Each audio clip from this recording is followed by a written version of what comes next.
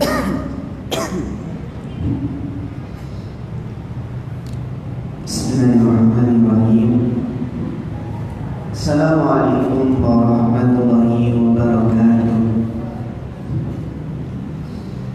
Innal hamdalillah nahmaduhu wa nasta'inuhu wa nastaghfiruh wa na'udzu billahi min shururi anfusina wa min sayyiati a'malina. Man yahdihillahu fala mudilla lahu wa man yudlil fala hadiya lahu. Asyhadu an la ilaha illallah wahdahu la syarika lahu wa asyhadu anna Muhammadan abduhu wa rasuluh. Allahumma shalli wa sallim ala nabiyyina Muhammadin wa ala alihi wa sahbihi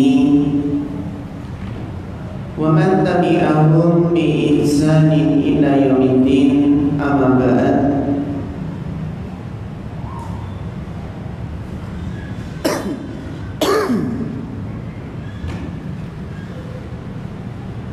Para ikhwah dan akhwat, teman-teman kajian Ahad pagi Masjid Jami' Baitur Rahmah Mercusuar yang semoga dirahmati Allah Subhanahu wa taala. Alhamdulillah, tidak lupa marilah kita senantiasa meningkatkan rasa syukur kita kepada Allah Subhanahu wa taala, sehingga di kesempatan pagi yang cerah ini, Masya Allah suasananya cerah. Mudah-mudahan ya secerah hati kita, secerah wajah kita, dan juga tentunya adalah secerah masa depan kita. Alhamdulillah kita bisa menghadiri majelis ilmu di kesempatan yang berbahagia ini. Kita ucapkan jazakallahu khairan kepada teman-teman panitia atas juhud ceritayahnya sehingga acara pengajian di pagi hari ini bisa terlaksana dengan baik. Para ikhwan dan akhwat, mas-mas, mbak-mbak, adik-adik yang dirahmati Allah Subhanahu wa taala, tema kajian kita di pagi hari ini adalah tema yang sangat penting, yang sangat kita butuhkan,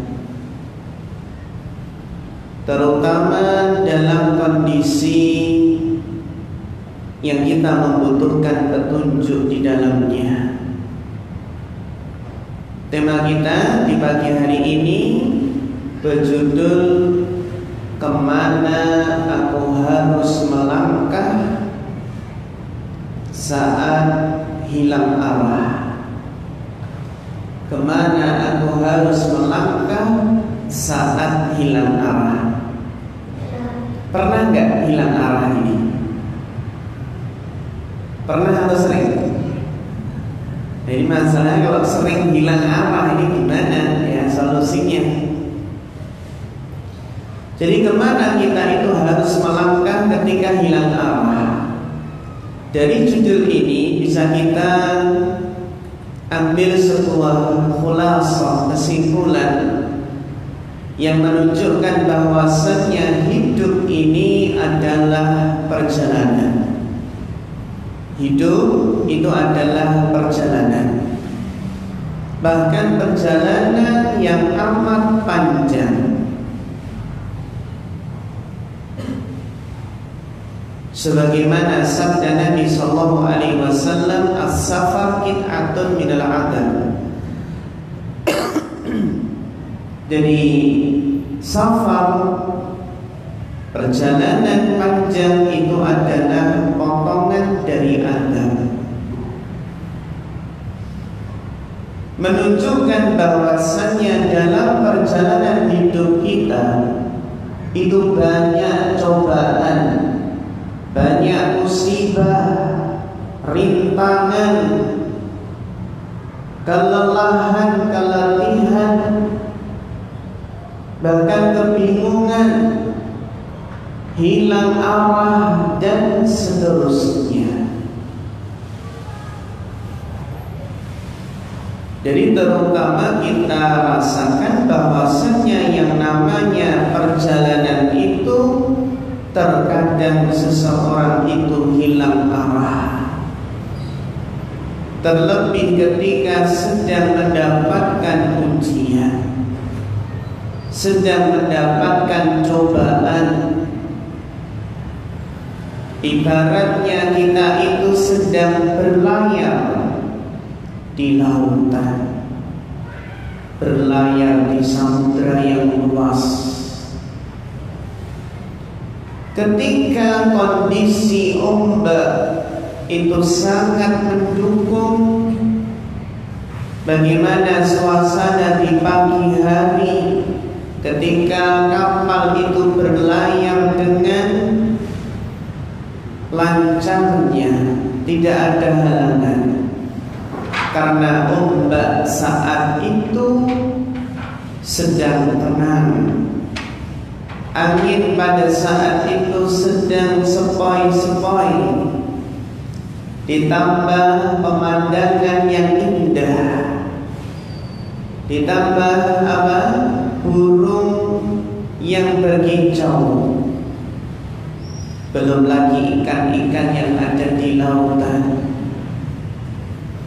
Pada saat itu seseorang merasakan betapa nikmatnya hidup, karena memang kondisi sedang tenang. Tapi coba kalau kita bayangkan bagaimana kondisi air laut yang awalnya tenang tiba-tiba berubah menjadi gelombang yang dahsyat, gelombang besar yang mengombang-ambingkan bahtera. Ditambah lagi terkadang hujan yang deras, belum lagi kilatan petir. Saat itulah seseorang bisa hilang arah, bahkan nahkodanya pun bisa hilang arah. Seperti itulah gambaran hidup manusia, yang mana perjalanan itu tidak mesti mulus terus, mesti ada halangannya, ada rintangannya. Kita saja kalau naik motor, ada halangannya enggak? Ada rintangannya enggak? Rintangannya apa? Hancur. Rintangannya ada lagi apa? Polisi itu termasuk rintangan enggak? Yang menghambat harus pelan-pelan. Jadi demikianlah hidup. Justru memang inti dari hidup di dunia itu adalah hidup yang penuh dengan kelelahan, keletihan, hidup penuh dengan kecapean. Karena kita memang hidup di dunia bukan untuk bersenang-senang. Ibaratnya manusia itu diturunkan ke bumi karena menerima hukuman. Ketika Nabi Adam alaihissalam itu menerjang larangannya, ketika itu mendekati sebuah pohon. Jadi seseorang itu harus berusaha untuk memandang perspektif hidup di dunia itu sebenarnya apa. Hidup ini sebenarnya adalah perjuangan, pengorbanan. Jadi sebelum nanti kita bahas bagaimana ketika kita hilang arah, ketika futur, ketika males, ketika sudah bosan hidup. Ada nggak mas pemuda yang bosan hidup? Ada ya, akhirnya ujung-ujungnya apa? Bundir, ujung-ujungnya bunuh diri. Inilah yang harus kita yakini, bahwasannya hidup ini adalah perjalanan sebagaimana sabda Nabi SAW, kun fid dunya ka'annaka gharibun aw 'abiru sabilin. Hiduplah di dunia seperti orang asing, yang mana orang di dalam perjalanan itu kan orang asing, bukan orang penduduk asli negeri tersebut. Kun fid dunya ka'annaka gharibun, jadilah engkau di dunia seperti orang yang gharib, orang asing, au abiru sabilin, atau orang yang sedang dalam perjalanan.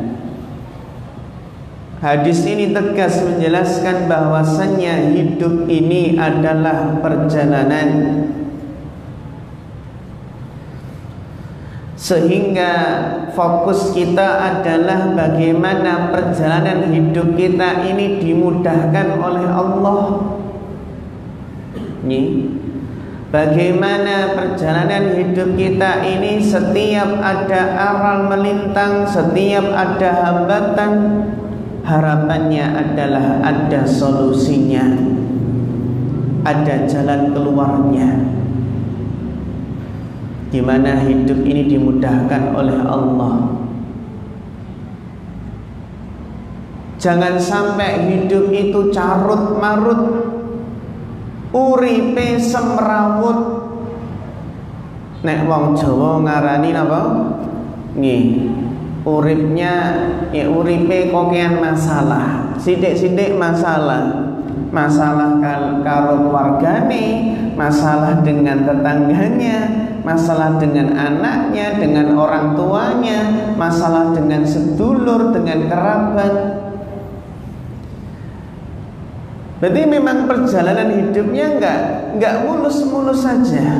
Ada saja halangannya, ada saja hambatan dan rintangannya. Biasanya orang yang hidupnya semrawut, ya, hidupnya itu susah, enggak teratur, itu sebabnya adalah karena salah orientasi. Kalau seseorang cita-citanya dunia, mesti hidupnya semrawut. Tapi kalau seseorang cita-citanya itu adalah akhirat, maka hidupnya akan teratur, hidupnya akan dimudahkan oleh Allah. Sebagaimana sabda Nabi SAW, man kanatil akhiratu hammahu, barang siapa yang akhirat itu adalah orientasinya, barang siapa yang akhirat itu adalah cita-cita tertingginya, apa balasannya? Jama'allahu lahu syamlahu, Allah akan mengumpulkan urusan-urusannya. Maksudnya adalah Allah akan memudahkan urusan-urusan orang tersebut yang orientasinya akhirat. Wa ja'ala ghinahu fi qalbihi, dan Allah akan menjadikan kekayaan itu berada di dalam hatinya. Berarti nama qanaah. Bahkan sampai apa? Wa atasud dunya wa hiya raghibah. Bahkan orang yang cita-citanya akhirat, justru dunia itu akan mendatanginya.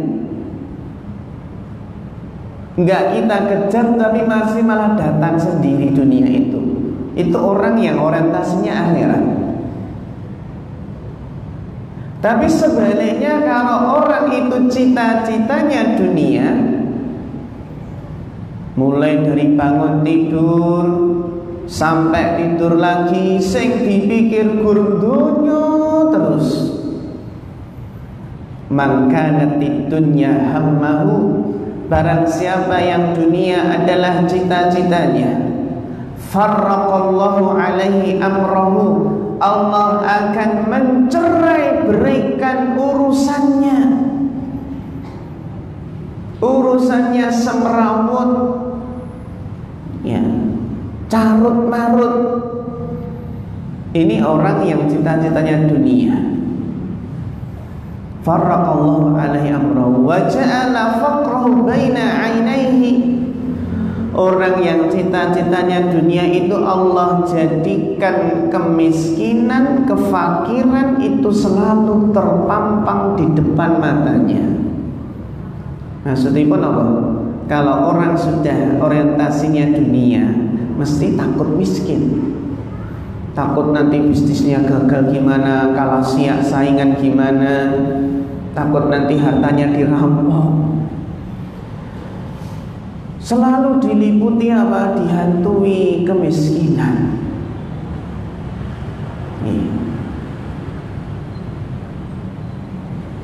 Walam ya'tihi minad dunya ila ma kutiba lahu. Dan tidaklah dunia itu datang kepadanya melainkan sebatas apa yang ditakdirkan, ditentukan untuknya. Dunia itu meskipun seseorang mengejarnya seperti apa, ibaratnya dikejar dengan sungguh-sungguh, dengan semangat, ya dapatnya sesuai dengan apa yang ditakdirkan.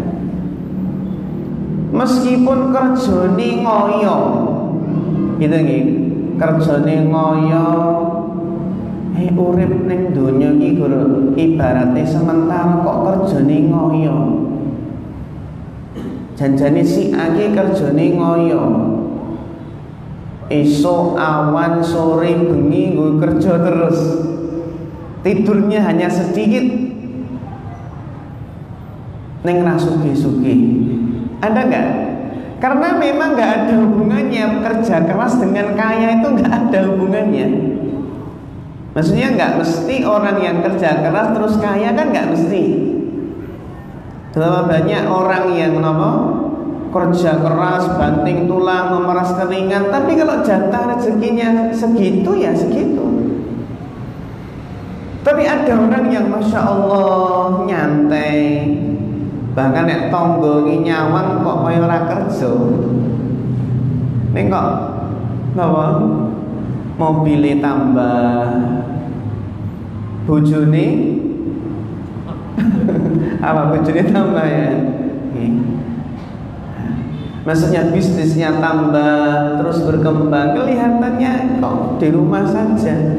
Sekarang sebagian masyarakat itu menilai kalau orang itu di rumah terus nggak kelihatan keluar kerja, dikira pengangguran. Padahal di rumah itu kerjanya mungkin apa? Lewat komputer, lewat laptop. Bahkan mungkin kerjanya itu ngawasi apa? Ngawasi server-server gitu ya. Nah, sekarang kan kerja online gitu. Ada sebagian teman-teman itu keluar dari PNS. Sudah mapan, gajinya terjamin gitu ya. Itu malah keluar dari PNS. Sekarang apa? Jualan online, jualan baju, sukses, besar perusahaannya. Bahkan bisa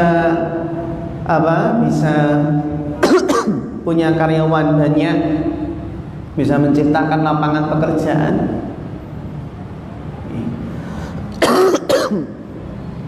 Itu. Jadi kuncinya adalah biar perjalanan hidup kita itu nggak banyak masalah, itu harus cita-cita kita itu akhirat.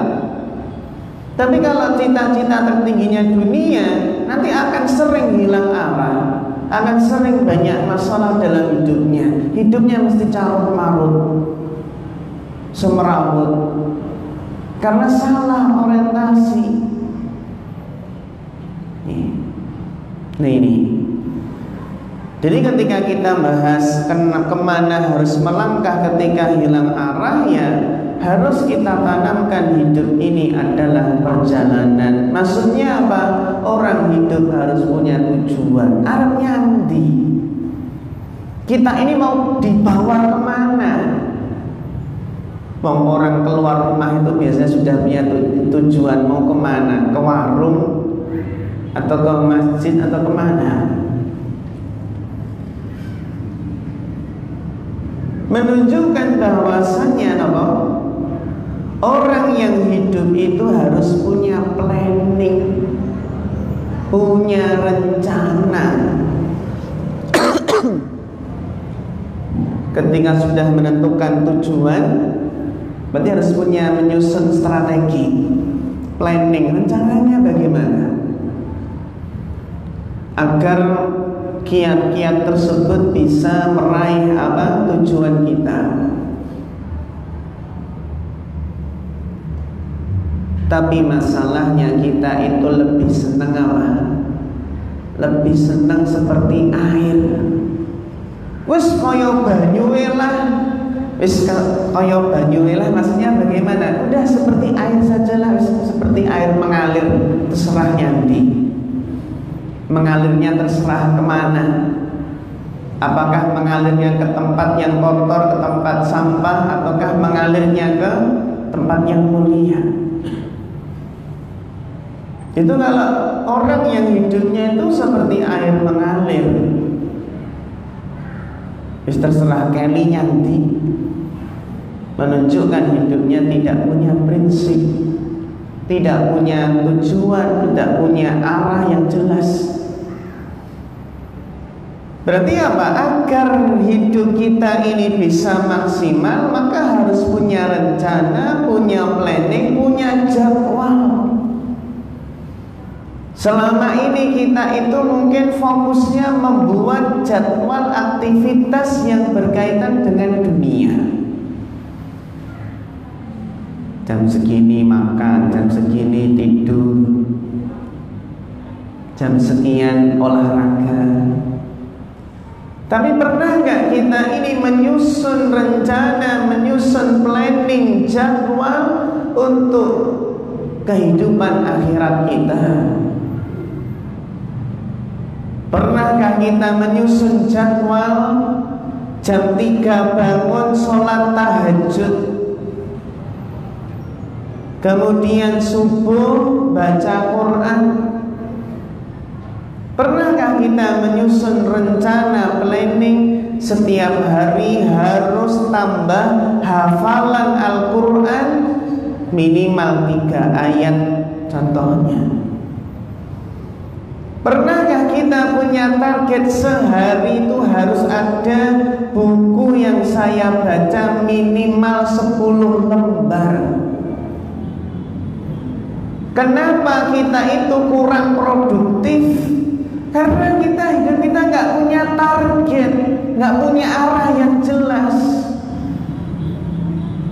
sehingga hidup kita kurang produktif. Pernah nggak kita punya target sebulan harus menamatkan berapa buku yang kita baca? Terkadang seseorang itu lebih mementingkan nutrisi bagi perutnya daripada nutrisi otak, nutrisi hati rohaninya. Terkadang seseorang kalau beli makanan yang mahal, barang-barang yang mahal, ya dibeli. Tapi kalau urusan buku, saya mikir-mikir saya, itu kurang ya. Paling nutrisi buat hati kita. Sekarang itu kita lihat bagaimana motivasi kita beli buku itu menurun. Kenapa? Ya sudah ada kan? Ya sudah ada HP dan laptop, aku tak PDF wae lah, e-book wae lah. Nah, padahal rasanya beda.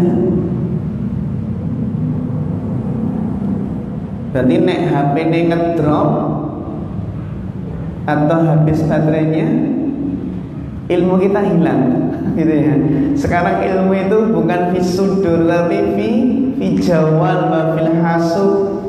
Ilmu itu di mana? Di HP dan di laptop. Ya.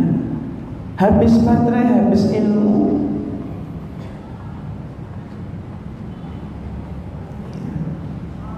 Sekarang kita juga merasa lebih kalau baca Quran lewat aplikasi HP. Ya, ya nggak apa-apa, maksudnya adalah memanfaatkan teknologi. Tapi rasanya beda ya ikhwah wal akhwat. Beda rasanya kalau kita itu baca lewat mushaf, baca kitab langsung, dari kitab langsung dengan PDF, beda rasanya. Terutama kasihan mata kita. Tahu lama di depan laptop ya nggak baik bagi kesehatan mata. Maksudnya adalah kenapa kita itu hidup kita kok kurang produktif? Karena ya tadi kita nggak punya planning, nggak punya rencana, dan nggak punya target yang jelas. Kita itu nggak punya skala prioritas. Mana yang kita dahulukan, skala prioritasnya apa? Dan juga kenapa hidup kita itu kok nggak produktif? Karena hidup kita kurang berkah, waktu kita kurang berkah. Kalau waktu itu diberkahi oleh Allah dalam waktu yang sebentar, itu bisa menghasilkan karya yang banyak, yang besar.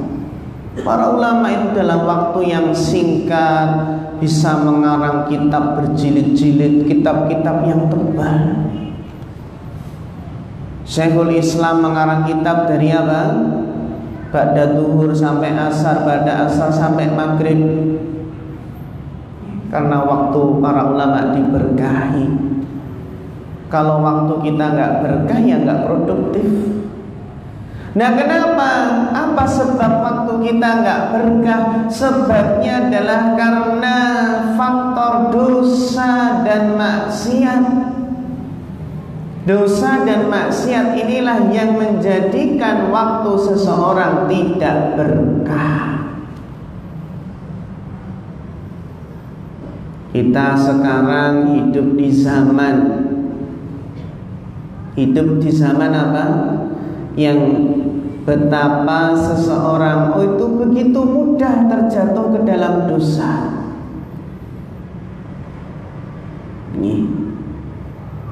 Kita hidup di zaman fitnah, fitnah syubhat, fitnah syahwat di mana-mana. Kalau zaman dulu seseorang itu ingin selamat dari fitnah adalah dengan berdiam diri di rumah, selamat dari fitnah. Tapi kalau sekarang, zaman sekarang, fitnah itu sampai masuk ke rumah-rumah kaum muslimin. Kita lihat bagaimana fitnah syubhat, kerancuan dalam berpikir, pemikiran yang sesat, pemikiran yang menyimpang, itu masuk ke rumah-rumah kaum muslimin. Lewat mana? Lewat internet, lewat HP, lewat artikel, lewat YouTube, lewat pengajian-pengajian yang gak jelas siapa yang isi. Isinya syubhat. Karena ibaratnya kalau kita belajar lewat internet, kalau tidak selektif, itu sama saja mencari kayu bakar di tengah malam. Gimana Mas? Mencari kayu bakar di tengah malam. Itu ibaratnya kalau berselancar di dunia maya, mengambil ilmu di situ harus selektif. Yang namanya mencari kayu bakar di tengah malam, dikira kayu bakar, tiba ulo weling. Apalagi tiba king cobra. Neng Jawa tiba enek apa? King cobra. Itu mencari kayu bakar di tengah malam itu kan nggak bisa menyeleksi. Dikira kayu bakar tiba ulo. Ada seorang ustaz yang berilmu, bahkan mumtaz, ya, banyak ceramahnya, banyak buku-buku karangannya, bahkan menerjemahkan kitab-kitab bahasa Arab. Tapi awalnya Ahlus Sunnah pemahamannya berubah menjadi pemahaman takfiri, suka mengkafirkan, berpemahaman teroris, radikal. Gara-gara apa? Salah baca artikel.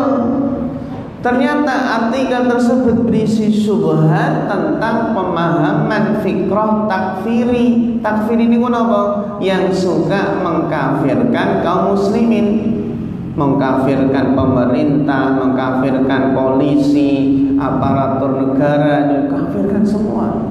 Alasannya karena nggak berhukum dengan hukum Allah. Gara-gara salah apa? Salah bacaan. Kita juga hati kita lemah, jangan coba-coba dengar-dengar syubhat, bisa terpengaruh. Jangan dengar syubhatnya Syiah, jangan dengar syubhatnya orang ateis. Gimana nanti kalau orang ateis memberikan syubhat-syubhat yang isinya menunjukkan secara logika Tuhan itu nggak ada, terus ternyata orang yang baca terpengaruh, akhirnya ragu. Oh iya, Tuhan ini jangan nenek orang ya, oh ini bahaya. Syubhat-syubhatnya orang ateis jangan dibaca. Ada ulama besar, Abdullah Al-Qasimi itu awalnya ulama besar Ahlus Sunnah yang membela dakwah tauhid, dakwah sunnah, tapi akhir ujung hidupnya itu adalah jadi ateis, nggak percaya adanya Tuhan. Abdullah Al-Qasimi awalnya ulama.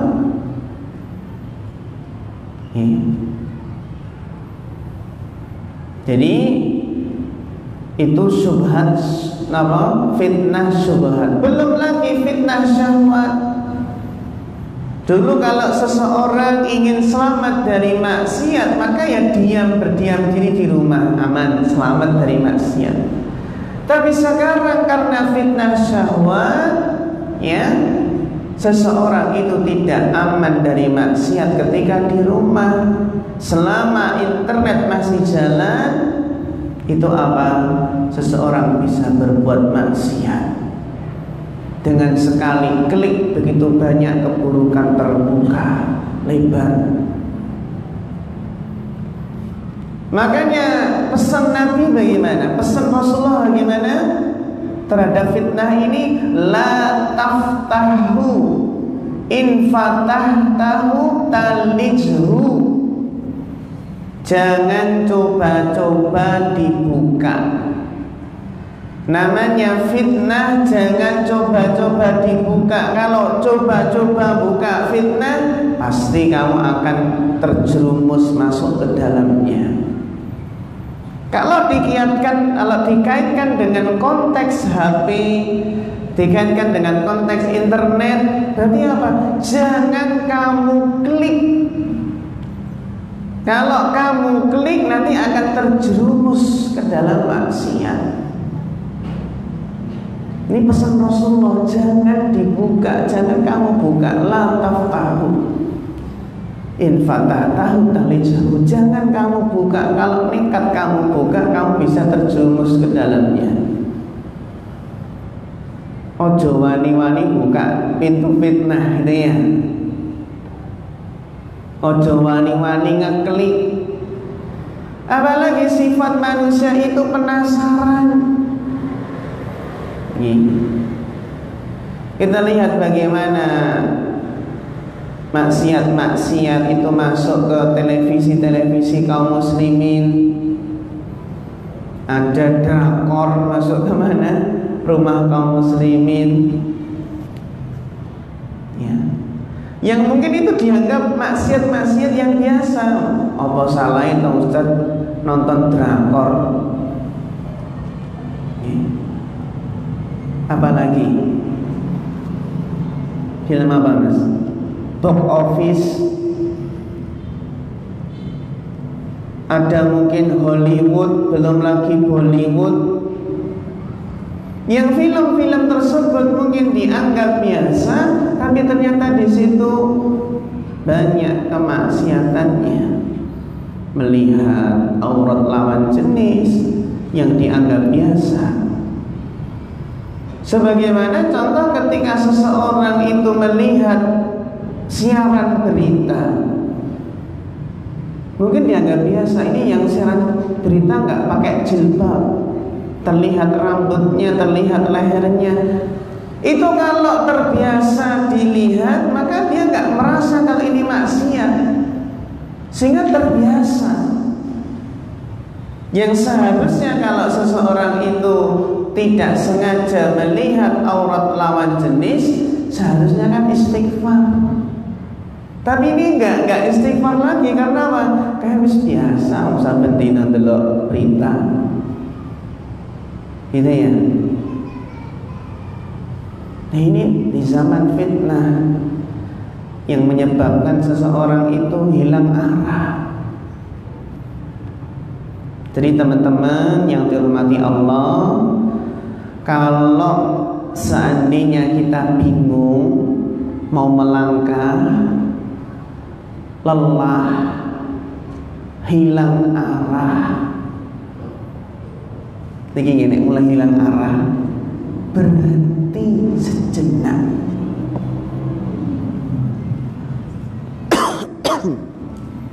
Ojo nekat melaku, ojo nekat ngegas. Ya kayak kita kalau baru perjalanan naik motor mau kemana gitu ya. Sekarang enak ada Google Map. Kalau dulu hilang arah tetap jalan. Akhirnya apa? Ya akhirnya terkadang apa? Kelebihan. Maksudnya apa? Yang seharusnya itu sudah ketemu kok malah terlalu jauh ke sana. Nih. Seharusnya berhenti sejenak, merenung. Nanti akan kita bahas bagaimana kita itu kalau hilang arah. Ya secara umum sebelum nanti kita bahas secara rinci bagaimana, intinya kalau hilang arah itu ya berhenti sejenak, istirahat dulu, ngopi-ngopi sih gitu ya, istirahat yang pos kampling atau di mana itu ngopi-ngopi dulu, ya memfokuskan diri untuk menguatkan jiwa kita agar kuat lagi melakukan apa? Melanjutkan perjalanan, bisa meneruskan perjalanan sampai akhir tujuan.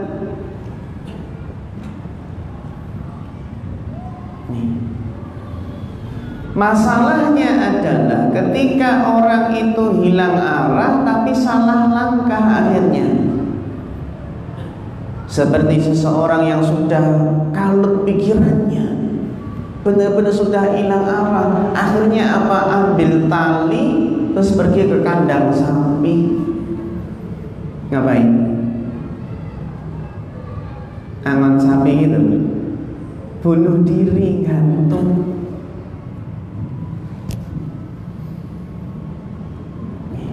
Itu kalau orang sudah benar-benar hilang arah, akhirnya pikirannya buntu. Jadi berhenti, duduk, pikirkan dengan tenang. Jangan salah dalam mengambil langkah. Maka teman-teman yang dirahmati Allah Subhanahu wa taala, ini yang kita pahami bahwasannya kata Al-Imam Ibnu Qayyim Al-Jauziyah bahwasannya manusia sejak manusia dilahirkan mereka sudah mulai perjalanannya. Ya ternyata bayi lahir cenger gitu ya. Ada nggak bayi lahir yang nggak nangis? Ada? Siapa? Nabi Isa ya. Itu kan ketika lahir nggak nangis karena dijaga oleh Allah, setan nggak bisa ganggu. Bayilah lahir nangis karena langsung digoda oleh setan, akhirnya nangis. Ya. Dan ketika bayi mulai lahir, itulah sudah dimulai perjalanannya. Ketika sudah dimulai perjalanan, berarti ya setan sudah mulai menggoda. Setan sudah mulai apa? Menggoda. Jadi sejak manusia dilahirkan, mereka sudah mulai perjalanannya. Dan perjalanan ini kata Imam Ibnu Qayyim tidak ada ujungnya, melainkan ketika sudah sampai surga atau neraka. Ini ujung perjalanan hidup kita, itu akan berujung ke surga atau na'udzubillah berujung ke neraka, berujung kepada kebahagiaan atau kesengsaraan. Kata beliau Al-Imam Ibnu Qayyim dalam kitab Fawaidnya, orang yang memahami hal ini pasti menyadari bahwa safar, perjalanan adalah sesuatu yang penuh kesulitan dan menghadapi apa? Paparan berbagai macam resiko yang berbahaya.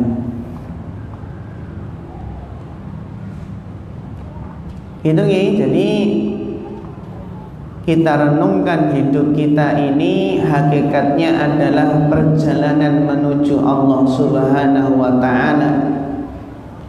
Kullun nasi yaqdu fa ba'i'un nafsahu fa mu'tikuha aw mubiquha. Setiap manusia jadi setiap hari semua orang itu melakukan perjalanannya. Setiap hari semua orang melakukan perjalanannya dan keluar mempertaruhkan dirinya. Ada yang membebaskan dirinya dan ada pula yang mencelakakannya. Fa muqtikuha au mubiquha.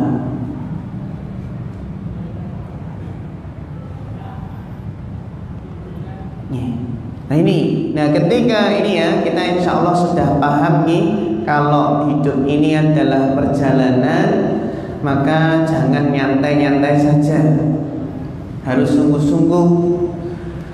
Kalau perjalanan nanti nyantai-nyantai saja bisa kalah kita, kalah berlomba.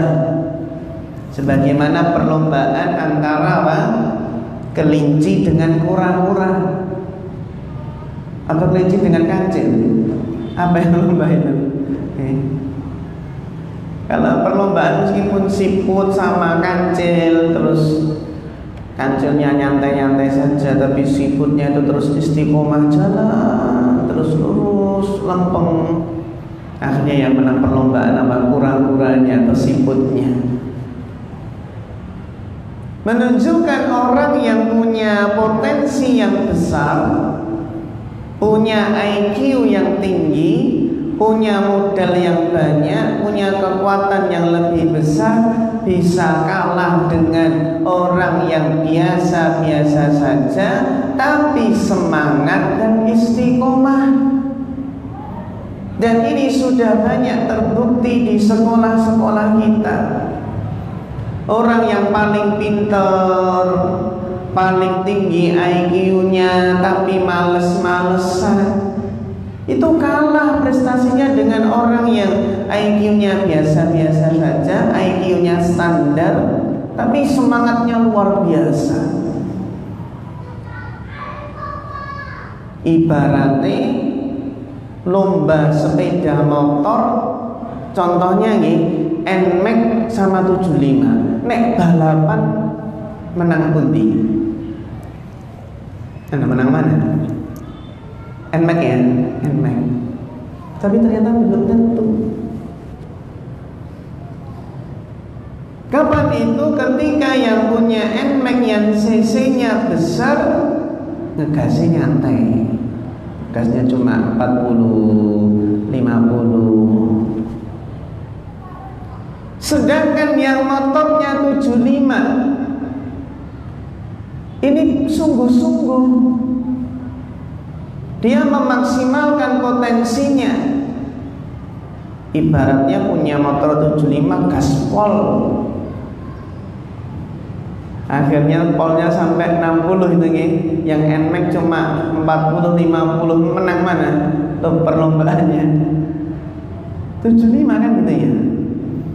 Sing penting ketika motor 75 ini ketika gaspol jangan sampai mesinnya jebol.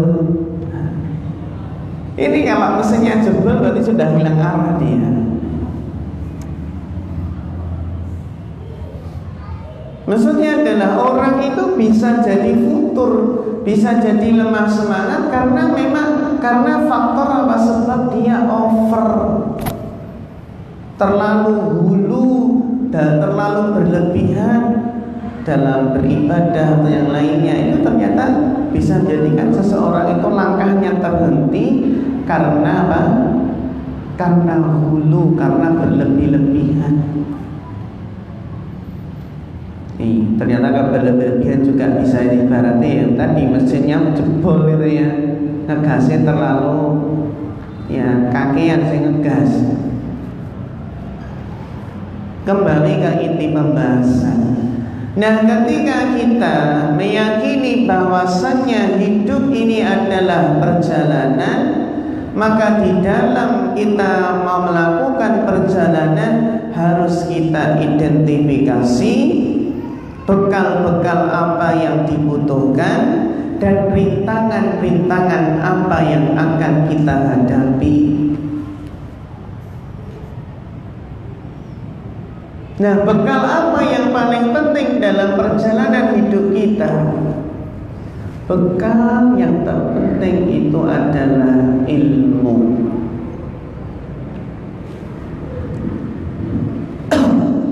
Berarti tahu apa? Tahu rutenya, tahu jalannya yang akan ditempuh. Jadi bekal utama adalah ilmu. Karena orang yang tidak berilmu, yang tidak mau ngaji, tidak mau menghadiri majelis ilmu, dia tidak akan tahu arah. Dia nggak akan tahu arah, mau kemana ini nggak jelas. Orang yang tidak berilmu bisa tersesat dalam perjalanannya karena nggak tahu jalur. Cuma melu-melu saja juga bisa tersesat. Berarti agar perjalanan kita itu dimudahkan, maka perkuat sisi ilmu di sini. Yang mana setiap kita mendapati suatu masalah, kita sudah tahu ilmunya. Oh, ilmunya ini untuk menyelesaikan masalah ini. Sehingga para ulama menjelaskan, dengan keberkahan ilmu, maka dengan berkahnya ilmu itu bisa memperbaiki seluruhnya. Dengan berkahnya ilmu bisa memperbaiki diri kita, orang tua kita, keluarga kita, sanak saudara kita, kerabat kita, tetangga kita, dan masyarakat secara umum.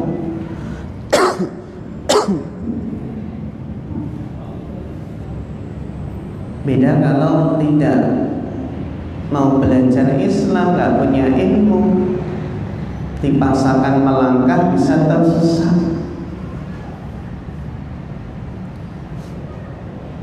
Ini jadi bekalnya adalah bekal ilmu. Termasuk apa? Termasuk ketika melakukan perjalanan ya harus mengilmui kira-kira nanti rintangannya apa saja. Nih, rintangannya itu kira-kira apa saja. Seperti kita mau melakukan perjalanan jauh, Kalau tempatnya dingin, jadi persiapannya jaket, ya. Kalau panas, ya persiapannya apa? Payung, air putih. Seperti orang mau naik gunung itu loh, kira-kira dibutuhkan apa? Jangan sampai nanti malah meninggal di gunung ya, di puncak gunung. Jadi bekal utama adalah ilmu. Termasuk ilmu apa? Harus memahami rintangan kita, rintangan dan yang menghalangi perjalanan kita menuju Allah itu apa saja. Di antara rintangan dan hambatan terbesar dalam hidup ini ada rintangan yang bersifat internal dan ada rintangan yang bersifat eksternal. Kalau rintangan atau hambatan yang itu bersifat internal, contohnya apa?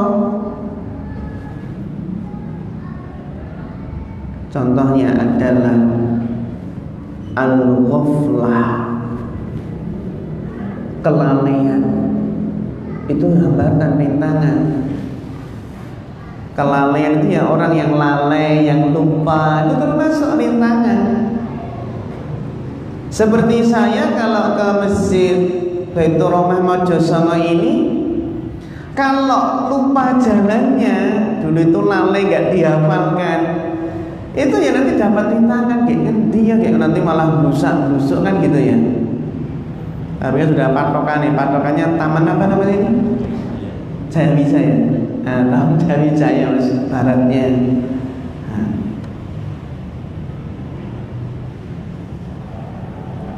Gitu nih. Jadi ternyata rintangannya ghaflah, kelalaian. Dan ini yang para ulama menjelaskan bahwasannya di antara yang bisa melemahkan iman adalah faktor yang ada di dalam diri kita, yaitu kelalaian. Ulaika humul ghafilun, orang-orang yang lalai akhirnya naudzubillah berujung pada siksa api neraka.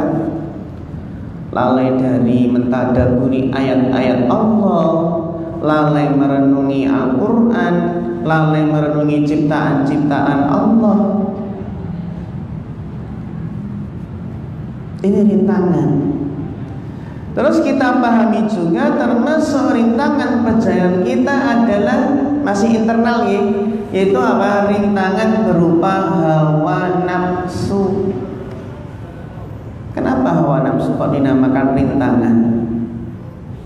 Karena Allah Ta'ala berfirman, inna nafsa la'ammaratun bisu wa ma ubari'u nafsi inna nafsa la'ammaratun bisu. Sesungguhnya apa? Sesungguhnya hawa nafsu itu memerintahkan kepada keburukan. Berarti kan rintangan harus memanajemen, mengontrol hawa nafsu. Terkadang hawa nafsu itu Ustaz terkadang tenang gitu. Tapi Ustaz, kenapa kok terkadang hawa nafsu itu bergejolak? Tiba-tiba hawa nafsu pengen memberontak. Tiba-tiba hawa nafsu bergejolak ingin berbuat dosa dan maksiat. Ini halangan, rintangan. Berarti apa? Harus direm, dikontrol hawa nafsu tersebut.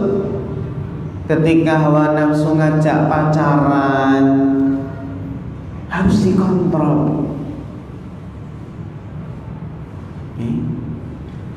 Dan kunci masuk surga itu adalah apa? Mengendalikan hawa nafsu.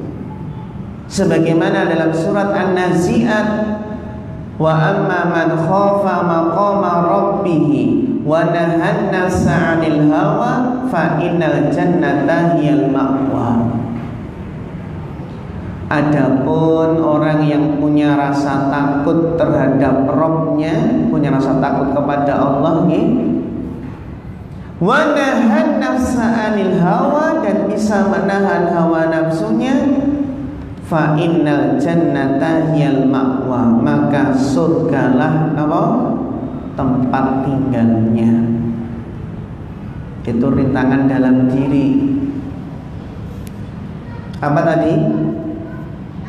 Ghaflah, hawa nafsu. Terus apa tadi? Sebelumnya kebodohan.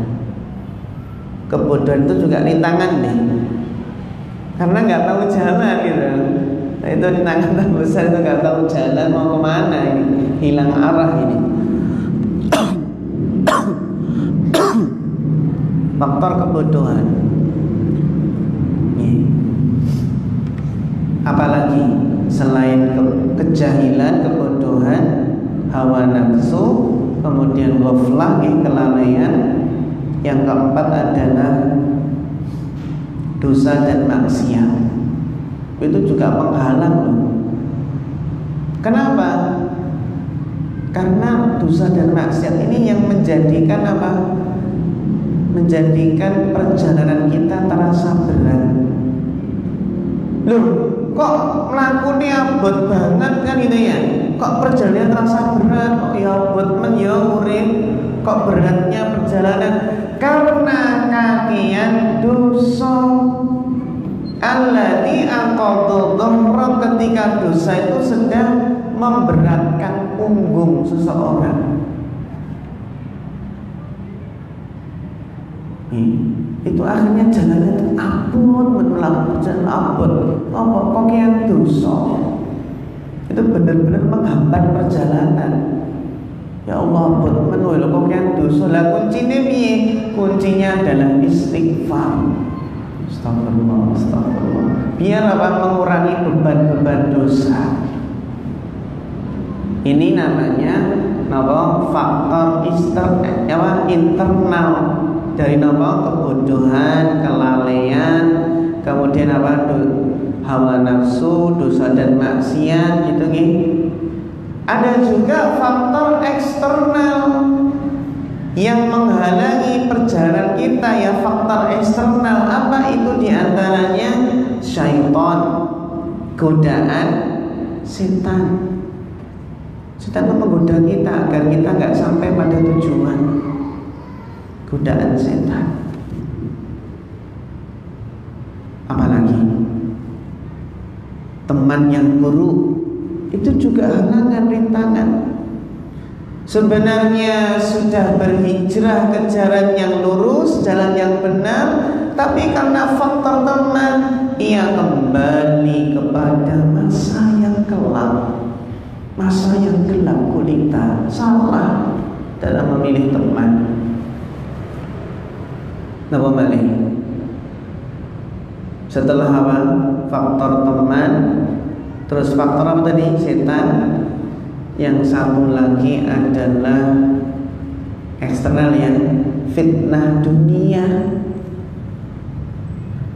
Fitnah dunia ini yang menghambat perjalanan seseorang menuju Allah Ta'ala.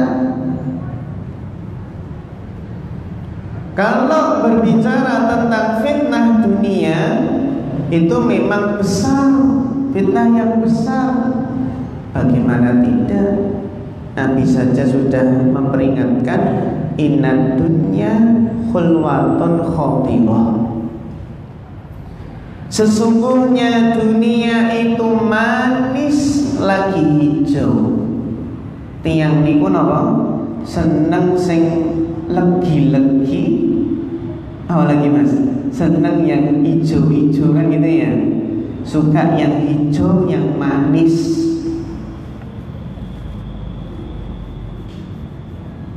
Inna dunya khulwatun khatirah. Dunia itu hijau dan manis. Kalau berbicara tentang fitnah dunia, maka apa? Maka itu identik dengan fitnah apa? Wanita. Wanita ini termasuk lawan jenis ini ya. Wanita, harta, dan tahta. Ya kalau untuk mbak-mbak ya apa? Pria gitu ya. Harta dan tahta ini. Intinya godaan dunia niku wanita, harta dan tahta. Entah setan ini mau pakai yang mana, yang penting salah satu ya bisa terjerat salah satunya. Ada yang terfitnah dengan lawan jenis, ada yang terfitnah dengan hartanya, ada yang terfitnah dengan apa? Ya, jabatannya. Nah ini jadi itu faktor eksternal, ada fitnah dunia, ada berupa teman yang buruk, godaan apa? Setan dan lain sebagainya. Hadiah dulu. Ya. Gimana? Jelas ya? Jelas ya. Sebelum kita lanjutkan, mungkin kita selingi dulu, ya kita selingi dulu. Barangkali ada yang mau bertanya, dipersiapkan juga, dan juga ini ada hadiah. Pertanyaannya bebas ya Mas ya. Yang bisa jawab dapat hadiah.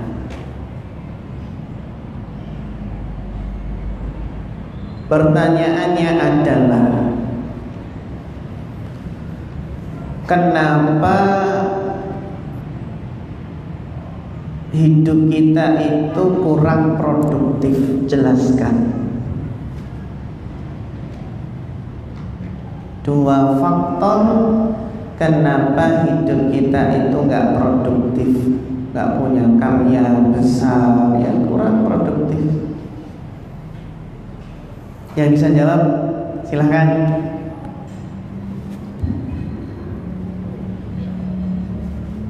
Ya, monggo silahkan.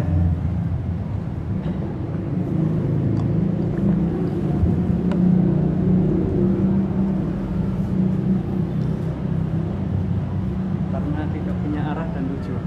Tidak punya arah dan tujuan. Bagus. Satu lagi. Jadi tolong dijelaskan agak lebih lengkap. Kenapa orang itu hidupnya nggak produktif? Bener, jadi nggak, karena nggak punya arah dan tujuan. Terus apa lagi? Karena tidak produktif. Karena hidupnya tidak produktif. Kita itu kurang produktif. Kenapa? Nggak produktif karena malas. Bagus. Kalau berkaitan dengan waktu, kenapa? Oh, tidak punya manajemen waktu. Iya, tidak punya manajemen waktu yang baik. Ya, masuk. Bagus. Dan juga apa? Waktunya tidak berkah. Ini waktu kita sama gitu kan, tapi apa yang membedakan waktu kita dengan para ulama? Ya sama-sama 24 jam. Bedanya apa? Waktu ulama itu penuh berkah, waktu kita yang kurang berkah. Jadi bagus karena nggak punya target tadi ya, nggak punya arah, maksudnya nggak punya target, dan waktunya nggak berkah. Nah sekarang kenapa kok waktunya nggak berkah? Buang-buang dengan kegiatan yang tidak bermanfaat. Iya, karena terbuang dalam hal kegiatan yang tidak bermanfaat, terlebih perbuatan dosa dan maksiat. Bagus. Jadi dosa maksiat yang menjadikan waktu tidak barokah. Iya, bagus sekali. Mas siapa namanya? Rangga. Mas Rangga, rumahnya mana? Sekip Banjarsari. Sekip Banjarsari. Masya Allah, barakallahu fiik. Iya. Milih yang mana? Monggo, silahkan milih yang mana. Gak apa-apa, dipilih.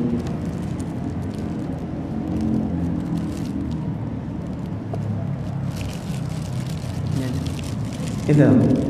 Ya. Nah, ini buat calonnya ini. Ya, barakallahu fiik. Berikutnya,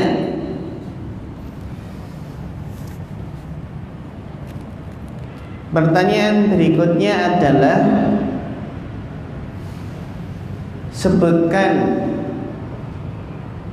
3 faktor internal yang menjadi hambatan, sekaligus 3 faktor eksternal yang menjadi hambatan dalam perjalanan kita. Jadi 6, harus 6. Monggo silahkan. Jadi yang menghambat perjalanan kita itu apa? 3 faktor internal dan 3 faktor eksternal. Ayo silahkan.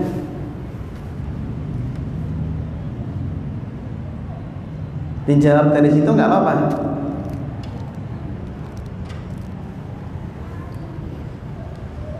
Atau kalau terlalu banyak, 3 faktor internal saja yang menghambat perjalanan apa? Dari mbak-mbak boleh nggak? Bisa ya? Mungkin dari mbak-mbak.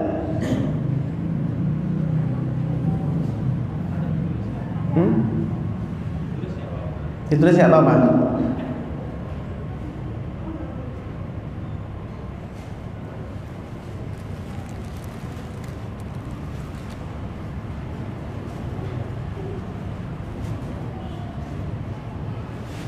Iya, kita tunggu.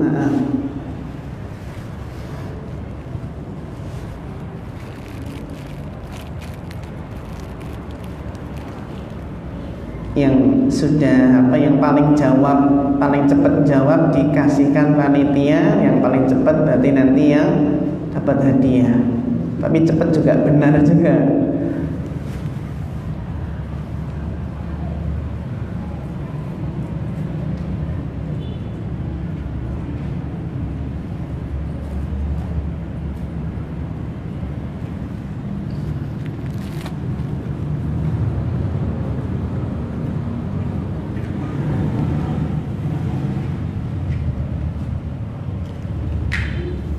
Iya.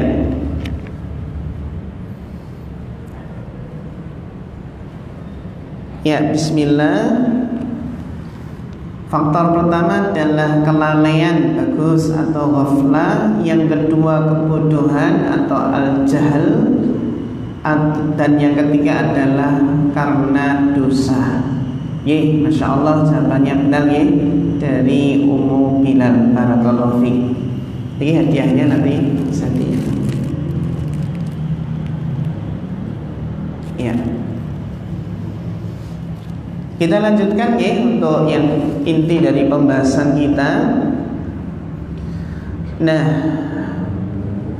para ikhwah dan akhwat, mas-mas, mbak-mbak, teman-teman yang dirahmati Allah Subhanahu wa taala.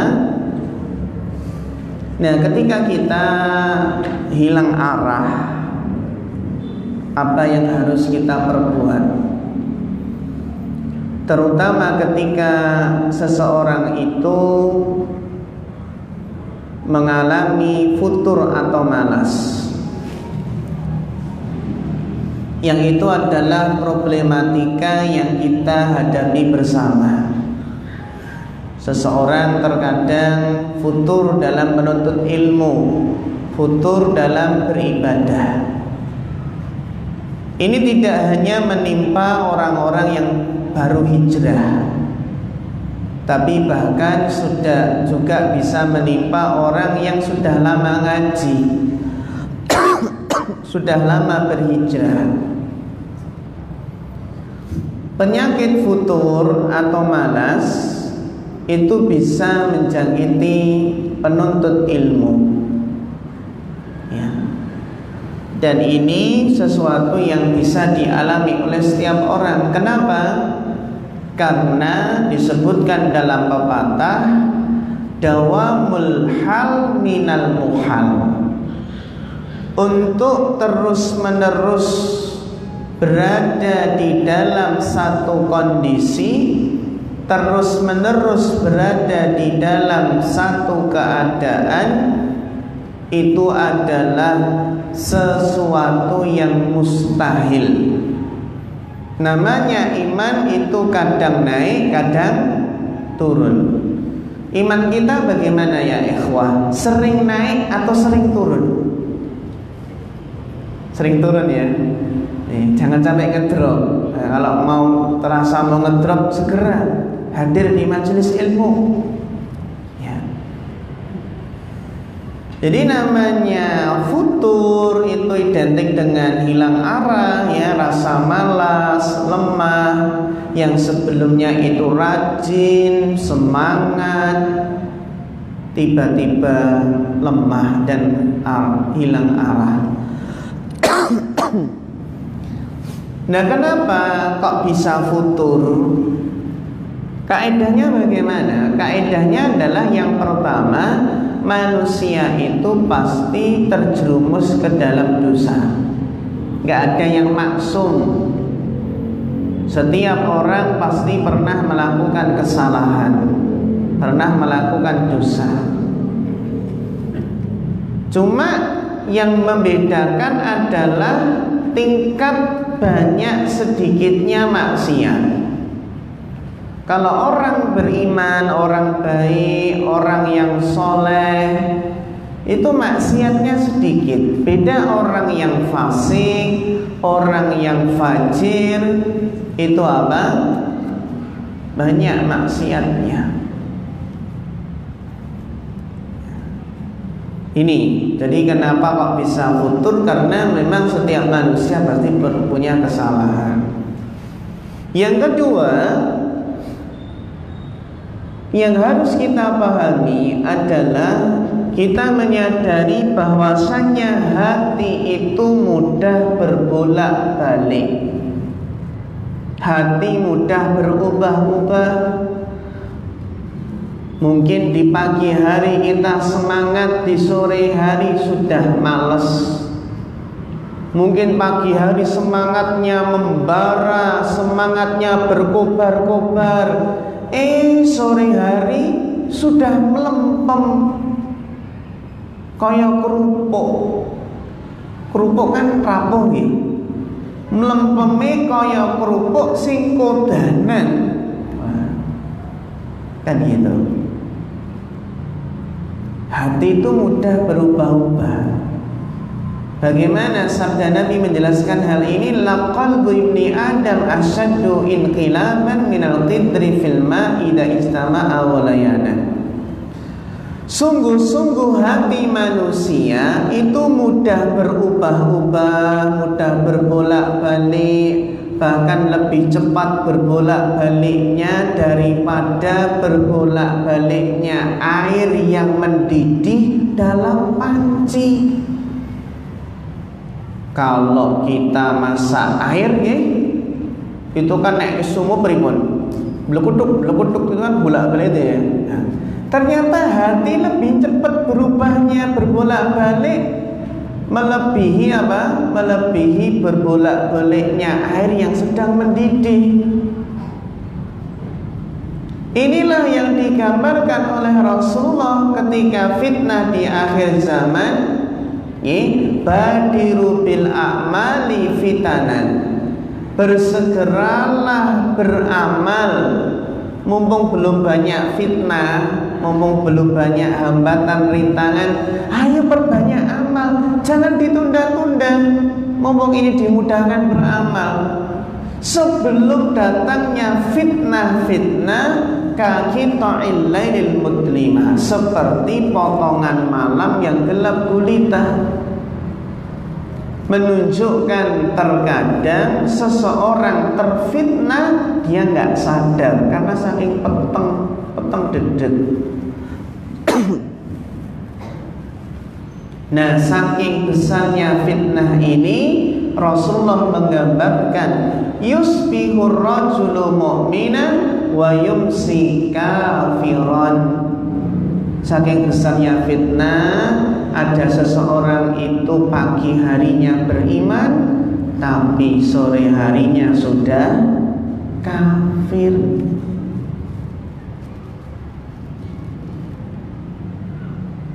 Mudah berbolak-balik. Ada kalanya kita ikhlas, ada kalanya riya. Ada kalanya kita bisa bersabar, kadang hilang kesabarannya. Kadang kita husnudzon, kadang mudah suudzon. Kadang kita memaafkan, tapi kadang kita malah dendam. Betapa sering hati itu berubah-ubah. Ya tadi, pagi masih ikhlas, sore sudah riya. Pagi memaafkan, sore sudah dendam. Kan gitu gitu. Berubah-ubah.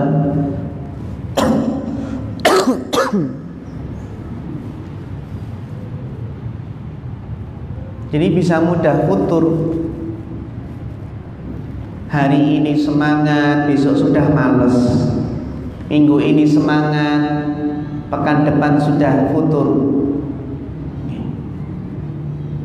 Oleh karenanya, napa faedahnya? Janganlah seseorang itu terlalu percaya diri, jangan terlalu pede dengan kondisi hatinya saat ini, karena bisa berubah kepada kondisi yang lain. Terus perbaiki hati. Al-iman yazidu wa yanqus, iman itu bertambah dan berkurang.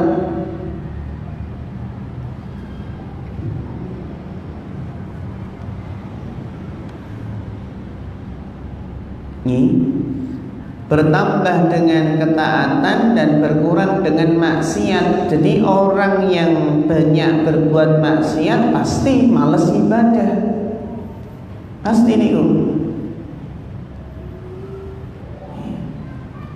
Oleh karenanya ketika iman itu sedang turun, maka harus waspada. Jangan biarkan iman itu terjun bebas. Jangan sampai ngedrop nih, udah mau ini indikasi mau ngedrop, segera dites, segera hadir di majelis ilmu. Jangan terus nopo enjoy dengan maksiat tersebut. Jadi menunjukkan orang itu mudah futur, mudah nopo hilang arah.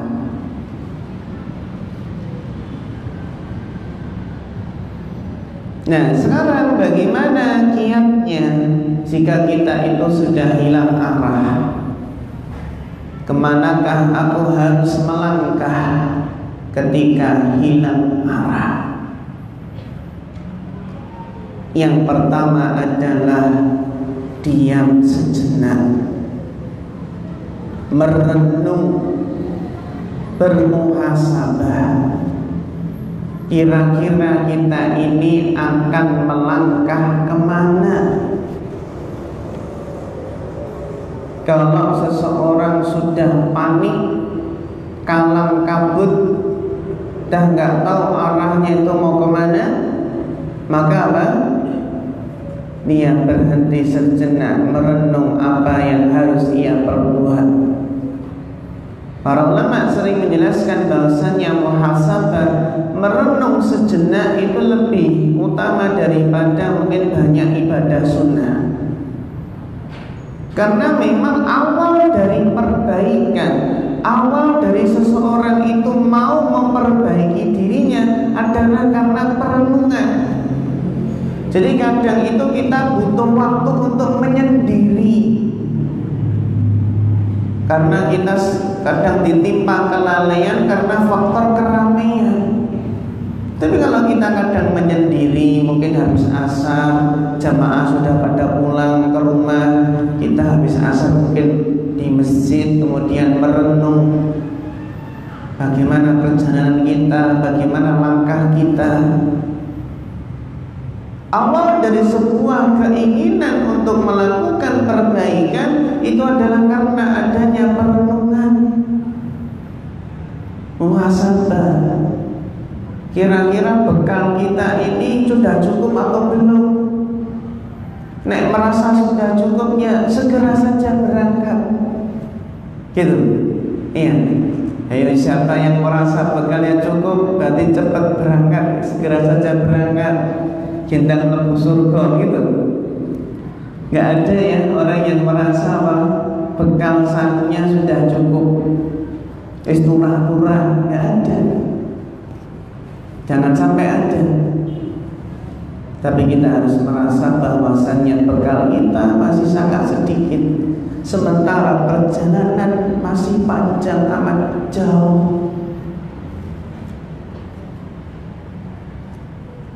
Dan ini bermuhasabah, apalagi kan ini momen-momen awal tahun baru 1447 Hijriah. Apa yang sudah kita perbuat 1 tahun yang lalu? Nah, ketika sudah hilang arah, ketika sudah kita muhasabah, merenung, kemudian yang berikutnya jangan berhenti, jangan menyerah. Karena kan sebagian orang sudah hilang arah, akhirnya menyerah. Ya. Tapi harus apa?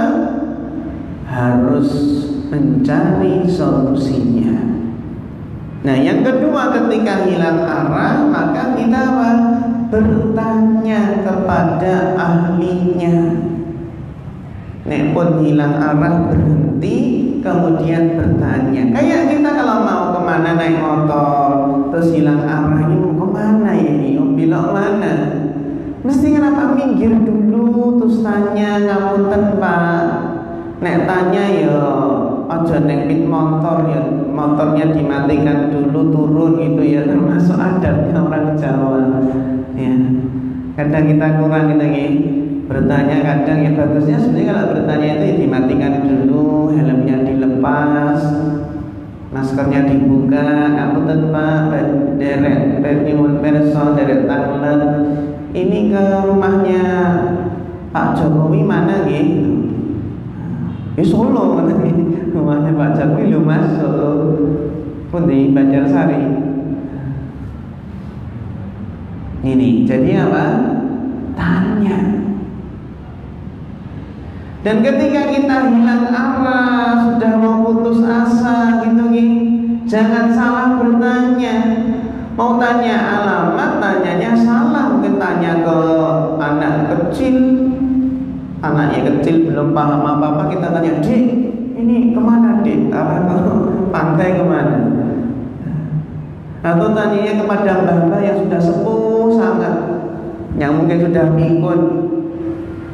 Ketika hilang arah, jangan salah bertanya, minta solusi. Jangan salah minta fatwa. Jangan sampai seperti kisah pembunuh 99 orang yang itu sudah hilang arah dia. Benar-benar hilang arah. Akhirnya dia bertanya, saya ini sudah berlumuran darah, 99 orang sudah saya bunuh. Ini kan benar-benar hilang arah, sudah mau putus asa. Apakah ada tobat bagi saya? Nah, dia salah minta nasihat, minta saran, minta fatwanya kepada ahli ibadah. Salah, ahli ibadah tapi gak berilmu, sehingga ahli ibadah tersebut salah dalam berfatwa dan menjelaskan, kamu 99, oh gak ada tobat bagimu.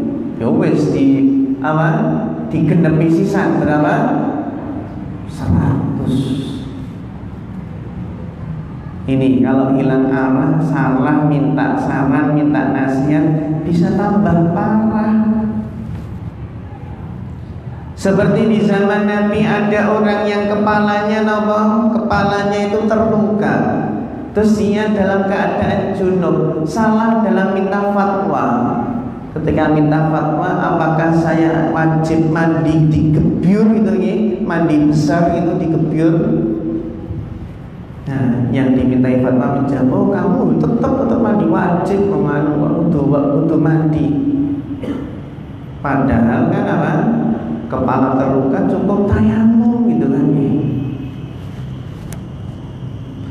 Akhirnya orang tersebut nekat mandi, apa yang terjadi? Meninggal. Berluka parah, digebyuri banyu, akhirnya meninggal dunia. Ketika berita tersebut disampaikan kepada Nabi, Nabi marah. Qatalahu, dia, orang ini telah membunuh dia, membunuh orang ini karena salah fatwa yang berujung kematian. Nabi sampai marah. Jadi kalau kita ada masalah, maka kita minta nasihat, minta saran, kemana harus melangkah, kepada yang memang apa, bisa menyelesaikan masalah tersebut, kepada ahli ilmu yang punya kebijaksanaan, ya, memberikan solusi yang bijak.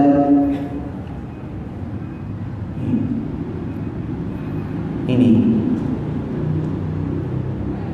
Jadi ya, ketika hilang arah maka ya minta nasihat. Nih, paling enggak kita itu jangan jauh-jauh lah dari orang-orang soleh. Kita ingin kecipratan yang baik. Tapi kalau orang sudah berlumuran dosa dan maksiat, mau dekat-dekat orang soleh, dekat-dekat orang baik juga kadang malas kan gitu. Karena sudah merasa terasing dia.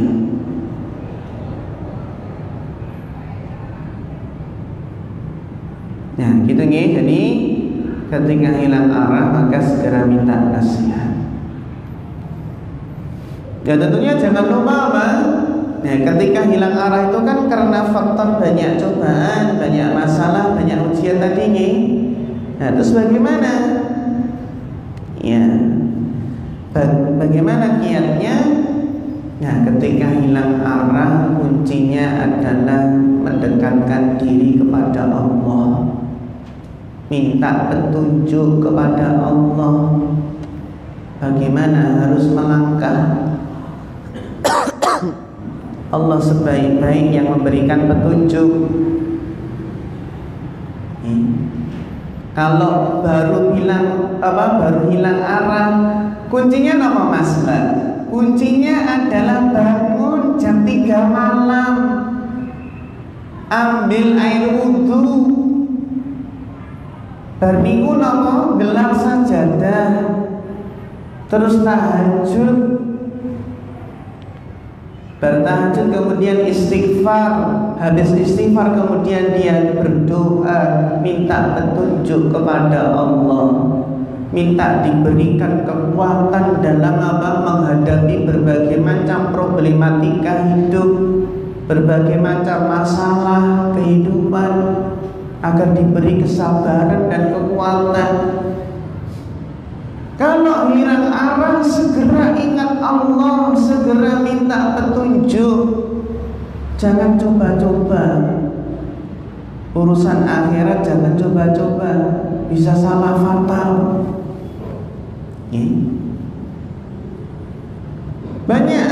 Banyak orang itu ketika ada masalah, hidupnya penuh dengan masalah, larinya ke tempat-tempat maksiat, larinya ke karaokean, ke klub-klub malam, ke diskotik, ke bar-bar, minuman-minuman keras, ada yang narkoba. Itu ketika hilang arah, larinya malah ke situ. Itu bukan menyelesaikan masalah, malah nambahi masalah. Ada lagi yang ketika ada masalah, terus dia pengen refreshing, pengen healing, pergi ke gunung, pergi ke pantai. Ketika hilang arah, langsung apa? Melangkah kemana? Ke pantai, ke gunung gitu ya. Apakah masalah bisa selesai kalau kita piknik? Enggak. Ya mungkin ketika baru di pantai, ketika baru di gunung, mungkin sejenak, sementara, mungkin masalahnya lupa karena dalam kondisi senang. Tapi ketika balik ke rumah lagi, sampai ke rumah, kelingan meneh masalahnya gitu ya. Wis balik susah meneh. Ya sebaik-baik solusi ketika baru ada masalah, dekatkan diri kepada Allah. Sholat malam, berdoa minta petunjuk, nanti pagi hari sudah clear masalahnya. Tidak sebagaimana sebagian orang di zaman sekarang, ketika hilang arah ketika banyak masalah update status WA, curhat di status WA, sampai orang sekampung tahu itu masalah ini. Jangan ini masalahnya apa toh ibu ini kok curhat di WA, kenapa kok nggak curhatnya kepada Allah?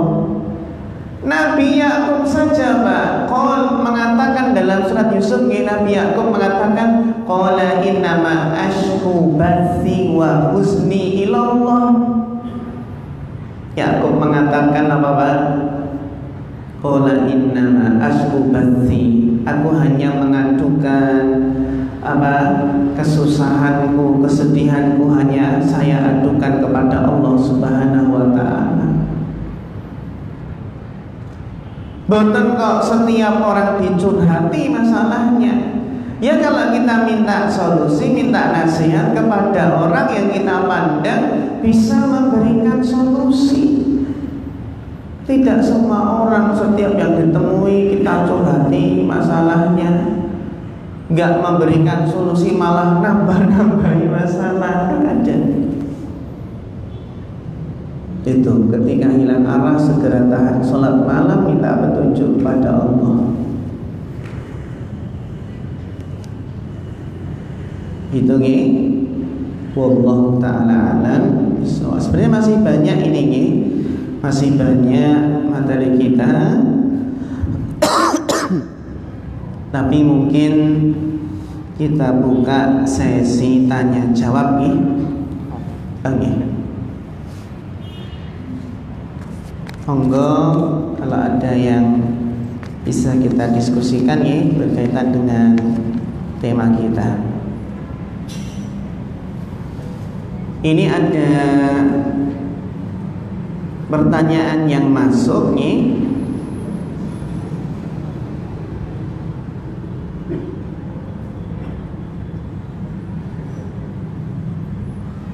Assalamualaikum, izin bertanya Ustaz. Misal kita lagi jenuh, ya, stuck dan malas untuk melakukan suatu kegiatan seperti belajar, membaca, berkomunikasi dengan orang lain, apakah hal itu hadir dikarenakan setan? Iya, sudah kita jelaskan tadi nih.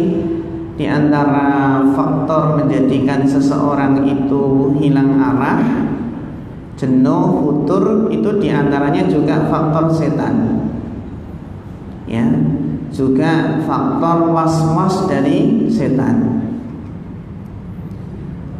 Itu nih, jadi memang itu ada faktor berupa godaan setan, ya, maka kita harus apa? Harus melawan godaan setan tersebut dengan meyakini bahwasannya setan itu musuh yang nyata. Wala tattabi'u khutuwatis syaiton. Jangan sekali-kali kamu ikuti langkah-langkah setan. Innahu lakum aduwwum mubin, karena setan itu musuh yang nyata. Apakah tandanya iman lemah? Iya, ketika seseorang futur, malas, berarti iman sedang lemah. Segera cas kembali dengan hadir di kajian, dengan apa? Dengan membaca buku-buku agama, artikel-artikel Islami, gitu ya. Atau malah itu tanda untuk kita rehat sejenak dari semua huru-hara kehidupan yang kian menekan mental. Kita bisa istirahat sejenak. Istirahat sejenak untuk apa? Planning, merencanakan apa langkah kita berikutnya. Jadi memang benar kalau seseorang mulai lelah dalam beribadah, belajar, itu istirahat dulu.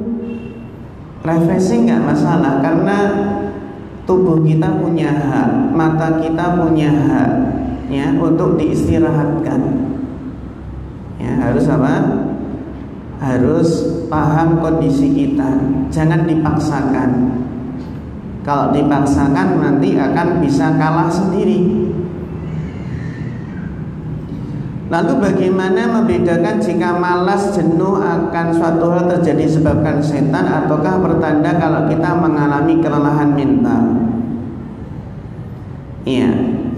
Jadi semua faktor tadi kita identifikasi, kita renungi. Kira-kira sebabnya itu apa? Apakah itu karena dosa yang mungkin tidak kita sadari? Mungkin kita mendolimi orang lain tanpa kita sadari. Mungkin kita terjatuh ke dalam dosa dan kita belum bersungguh-sungguh dalam istighfar. Tapi intinya para ulama menjelaskan semua keburukan yang ada di dunia ini adalah karena faktor dosa dan maksiat. Sehingga kuncinya ketika sedang jenuh, malas, kuncinya memperbanyak istighfar.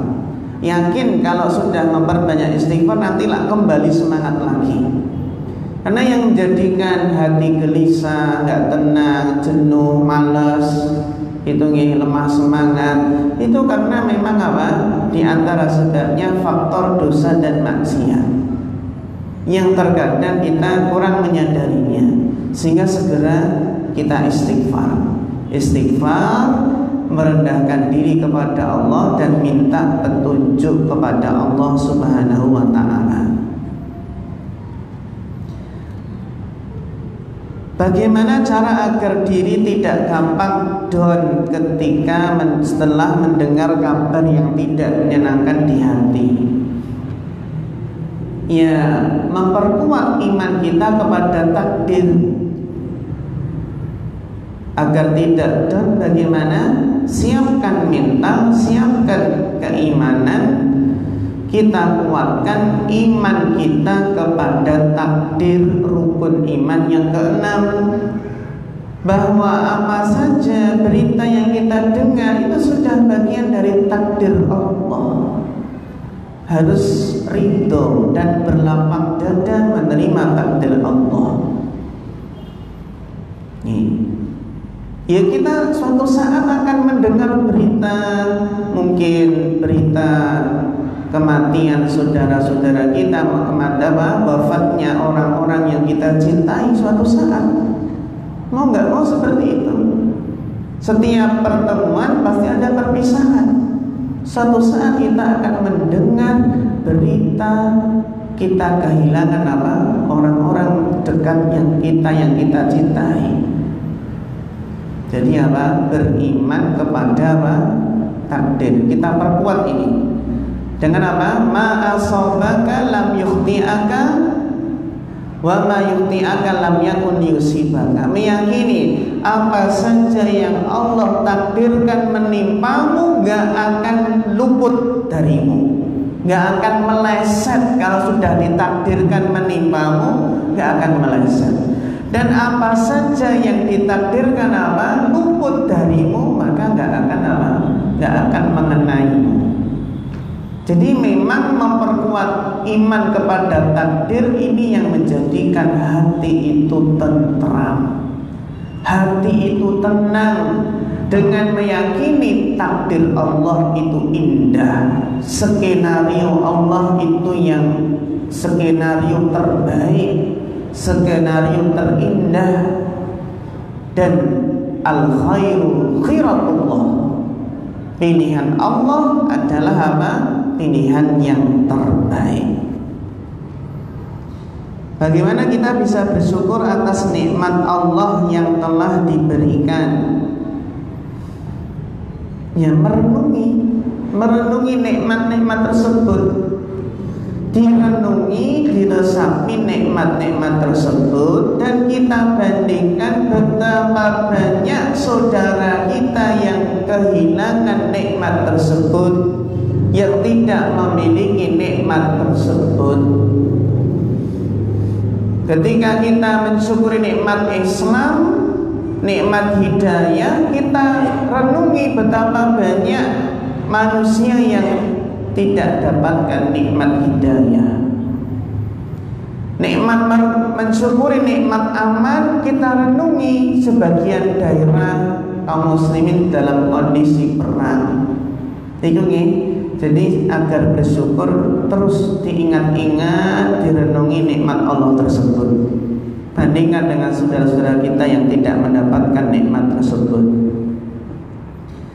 Bagaimana cara untuk ikhlas yang benar-benar ikhlas, yang enggak hanya di bibir saja? Terkadang masih sering terbesit suatu hal yang buat untuk mengingat kejadian yang tidak menyenangkan tersebut.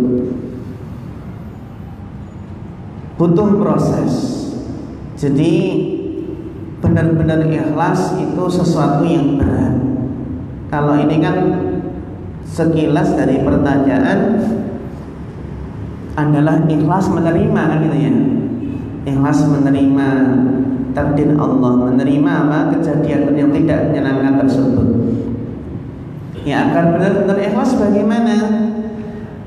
Ya, kita yakin bahwasannya setiap kejadian itu pasti ada hikmahnya. Ya, ada hikmahnya, sehingga kalau disesali itu terkadang malah menjadikan seseorang tambah down. Maka sudah saatnya kita untuk bangkit, ya, dan ya sudah, untuk kejadian tersebut kita ikhlaskan saja. Butuh proses, butuh latihan agar benar-benar kita itu menerima dengan ikhlas. Ikhlas bukan berarti pasrah, tapi juga ikhlas berusaha untuk melakukan perbaikan. Gimana sih agar iman gak naik turun? Ya iman mesti naik turun. Katanya yadawamul hal minal muhal, selalu dalam kondisi satu keadaan itu mustahil, gak mungkin. Ya. Gimana tips agar tidak mudah ngeluh? Nah, ya maksudnya gimana sih agar iman gak naik turun? Intinya adalah terus kita ngecas keimanan. Yang bisa nambah iman itu apa toh? Termasuk ilmu yang bermanfaat. Ngaji itu nambah iman. Juga setiap amal soleh, setiap amal ketaatan yang ikhlas kita kerjakan itu nambah iman. Al-iman yazidu bitta'ah wa yanqusu bil maksiyah. Iman itu bertambah dengan ketaatan, tapi catatannya ketaatannya harus ikhlas. Dan iman berkurang karena apa? Dosa dan maksiat. Berarti untuk menjaga keimanan tadi, jaga ketaatan kita dan jauhi apa? Dosa-dosa dan maksiat. Kalau merasa iman turun, segera dicas dan jauhi segala faktor yang melemahkan iman. Jauhi sejauh-jauhnya. Gimana tips agar nggak mudah ngeluh? Kita memperkuat iman kepada takdir, dan berikutnya adalah berhusnudzon kepada Allah. Kita perkuat prasangka baik kita kepada Allah, yakin segala sesuatu itu ada hikmahnya. Ngeten nggih, perkuat iman kepada takdir dan berbaik sangka kepada Allah. Pilihan Allah lah yang terbaik.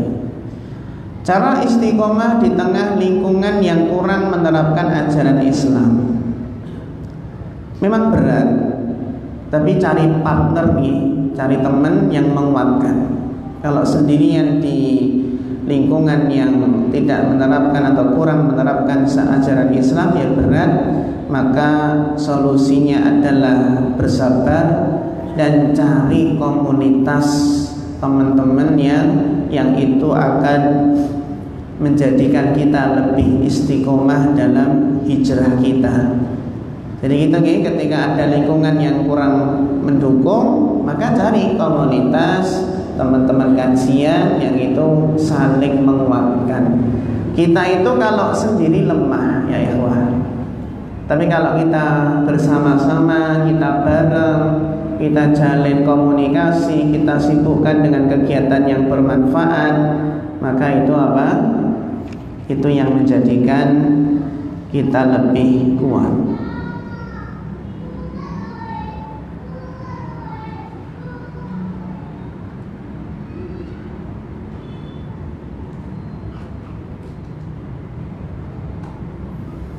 Kemudian yang berikutnya,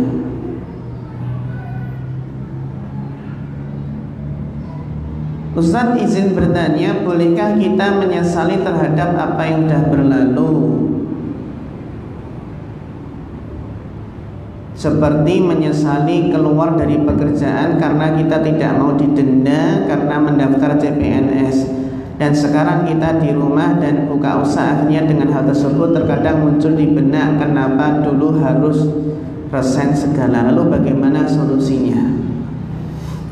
Intinya kita sudah istikharah, intinya kita sudah minta petunjuk kepada Allah.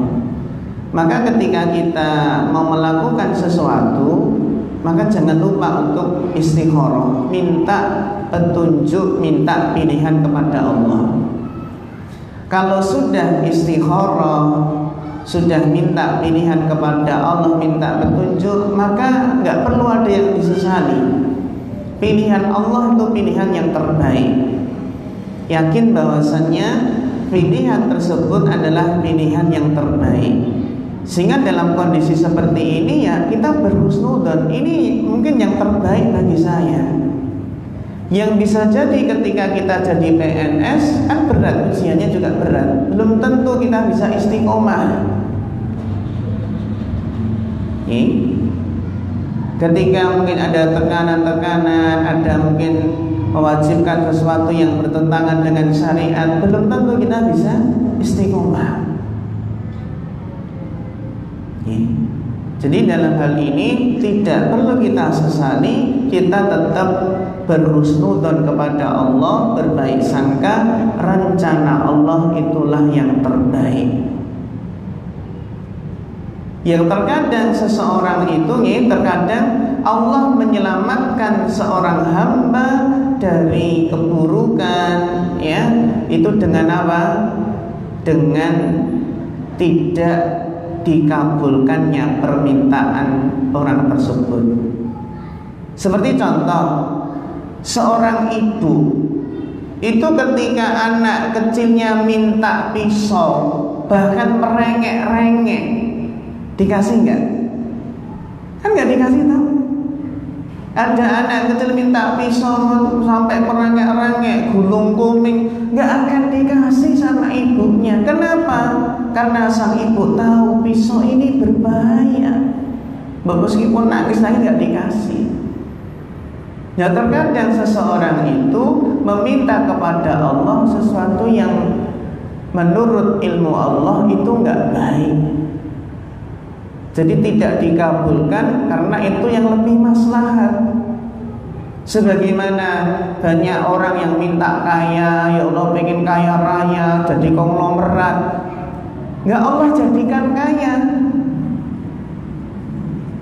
Kenapa? Karena ada orang yang Allah jadikan kaya, akhirnya apa? Nggak kuat. Akhirnya menjadikan kekayaannya itu justru menjauh dari Allah. Jadi kita berhusnudzon. Ketika kita meminta kepada Allah dan belum dikabulkan, maka itulah yang terbaik.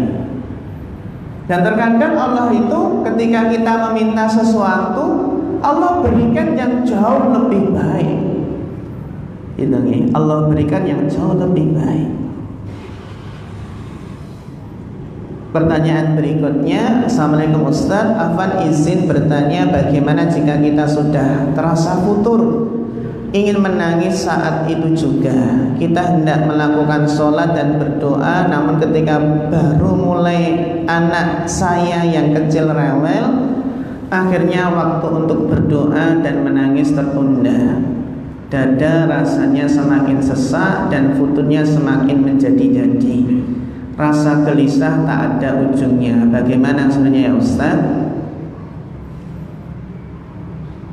Iya. Ketika kita menghadapi ya seperti ini, terutama memang ujian seorang ibu itu berat. Ketika punya bayi yang kecil, maka di antara yang bisa menguatkannya adalah dengan mengingat pahala. Pahala dari apa? Merawat buah hati kita dengan penuh ketulusan, merawat dengan hati. Jadi ketika ibu ini menenangkan anak yang rewel, ibu ini menyusui, ya, itu bisa jadi ketika ibu itu sibuk menyusui, menenangkan anak yang rewel, itu pahalanya lebih besar daripada sholat tahajud. Benar nih ini. Ketika lelah menyusui, lelah menenangkan anak yang rewel, ini pahalanya bisa lebih besar dari tahajud. Kapan? Ketika melaksanakan hal tersebut dengan hati, dengan kesabaran, dengan menyusui dengan hati, dengan penuh harap mudah-mudahan anak ini jadi anak yang soleh, generasi yang tangguh, generasi yang bermanfaat bagi umat Islam. Jadi jangan sampai meremehkan seorang ibu yang mungkin semalam itu tidur terus gak tahajud karena kelelahan ngomong bayi, itu gak boleh meremehkan pahalanya. Pahalanya mungkin jauh lebih besar daripada yang tahajud. Jadi kalau dalam masalah ini maka perlu kita kuatkan kesabaran kita.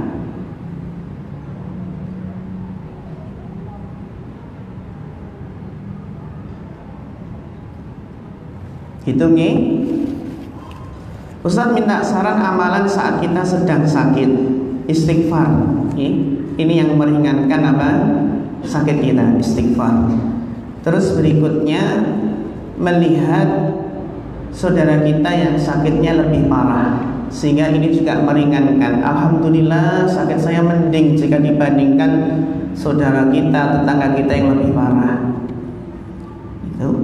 Kemudian berzikir. Jadi harapannya ketika dalam keadaan sakit masih tetap bisa beribadah, istighfar, zikir, perbanyak istighfar, perbanyak zikir, perbanyak merenung nikmat Allah, nikmat ketika dulu sehat, sehingga sehingga ini yang menguatkan ketika kita sedang sakit. Allah Ta'ala alam. Assalamualaikum Ustaz, Afan mau bertanya bagaimana sikap kedua orang tua ketika anak dilanda rasa malas belajar atau futur.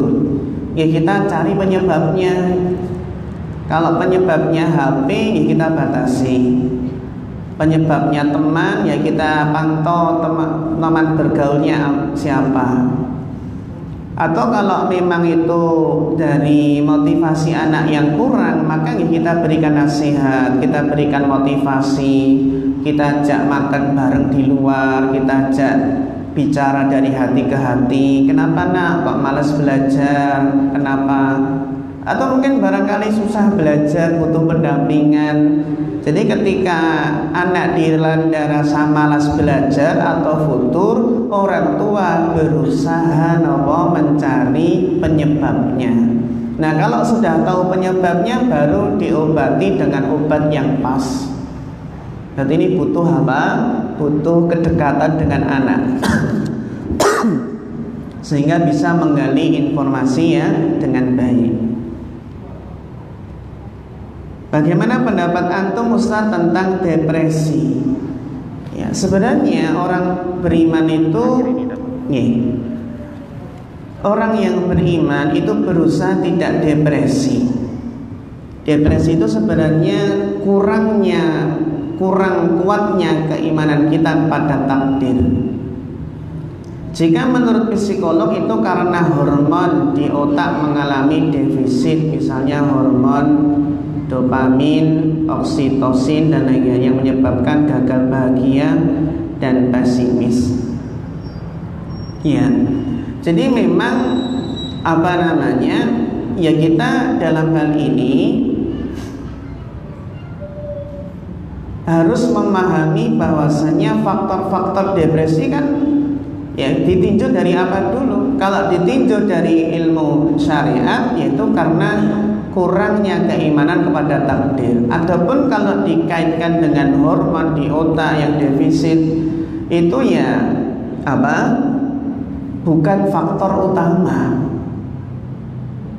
Depresi itu faktor ya karena tadi keimanan.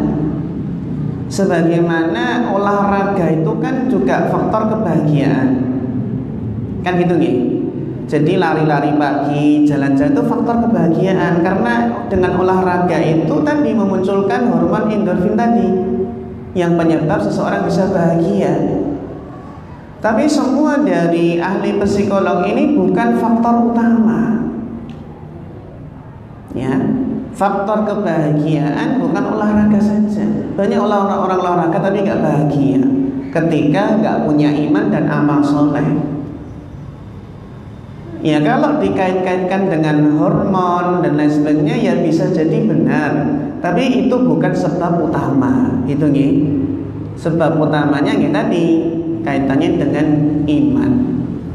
Jadi kita tidak anti dengan ilmu yang lain. Ilmu yang lain selama itu selaras, tidak bertentangan dengan syariat, ya kita ambil itu nih. Tapi jangan lupa faktor utama. Faktor utama depresi itu adalah ya tadi karena keimanan.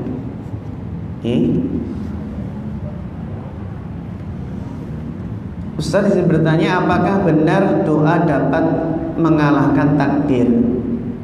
Nabi sallallahu alaihi wasallam bersabda, la yaruddul qadara ila doa. Tidak ada yang bisa menolak takdir kecuali doa. Tidak ada yang bisa menolak takdir kecuali apa? Doa. Dan doa itu juga termasuk apa? Takdir. Orang berdoa juga termasuk takdir enggak? Termasuk takdir. Apa faedahnya? Perbanyak doa. Perbanyak apa? Perbanyak doa. Kalau seseorang sudah diberikan taufik memperbanyak doa, maka apa? Maka dia akan